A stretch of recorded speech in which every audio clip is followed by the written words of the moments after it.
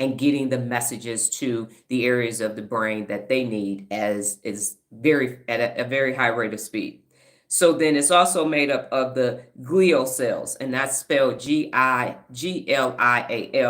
And these are the nervous systems that support cells. So they don't manage signals. Instead, they maintain the neurons by clearing waste matter and providing nutrients and offering structural support. So basically, that is cleaning everything up. Think of it as like a mental car wash. All right, now the conditions and disorders. Any condition that affects your brain tissue can affect your frontal lobe. So I'm going to say that again. Any condition, and this information is all from the Cleveland Clinic's website. So, and again, do not take anything I'm saying without consulting your medical healthcare provider. Okay, and conditions and symptoms. So conditions and disorders. Again, any condition that affects your brain tissue can affect your frontal lobe. Any condition. So that's a lot. And then conditions and symptoms that can affect your frontal lobe include, but is not a limited, this isn't a complete list. So these are the diseases and conditions that can have a negative impact on your frontal lobe.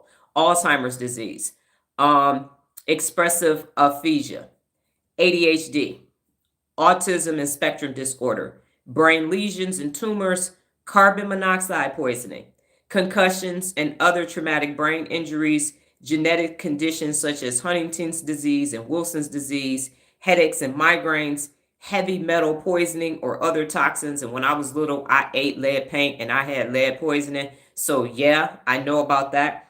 Mental health conditions.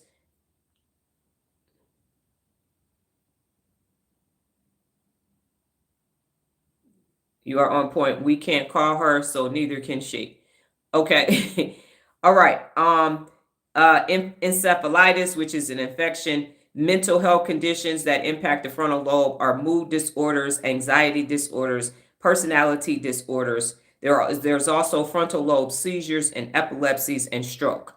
So once again, then the frontal lobe is important as hell. Think of all of those things that impact your frontal lobe.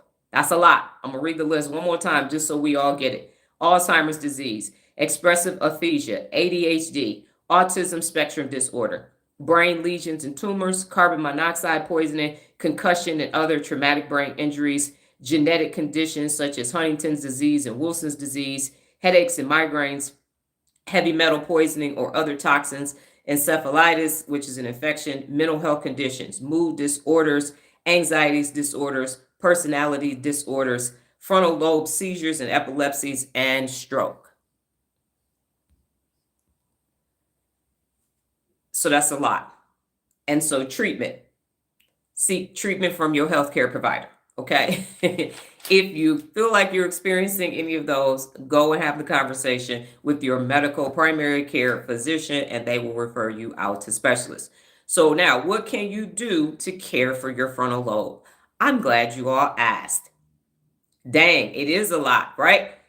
But we talking about Shakespeare in high school. And no disrespect to Shakespeare, but you don't need 4 years in America of English, okay? We need to know about our damn brain. That needs to be part of somebody's core curriculum, okay? I don't need to know about Pip and Great Expectations, okay? I don't. I really don't. Death of the Salesman, I'm good. What you got on this frontal lobe? What do you have on this thing that I got to use every day after I get out of high school and college? Okay, it actually needs to be right up there with math and foreign languages. Okay, what can you do to care for your frontal lobe? The first thing you can do, and Lola, you alluded to this slightly yesterday, you thought all you needed to do was eat some berries, but you have to eat a balanced diet. Eat all of the foods in the food group. And Nola's PE teacher gave you portion size. So everybody take your hand out. Don't matter if it's the dominant hand or the non-dominant hand, and take your fingers and go around the palm of your hand. Okay? That's your serving size of side dishes for your food. Okay? That right there. Okay? So some of y'all got Mickey Mouse gloves on with your serving size. Your serving size for your body ain't no big bonedness. Right here. And it's not for your second and third helpings. It's right here. Okay.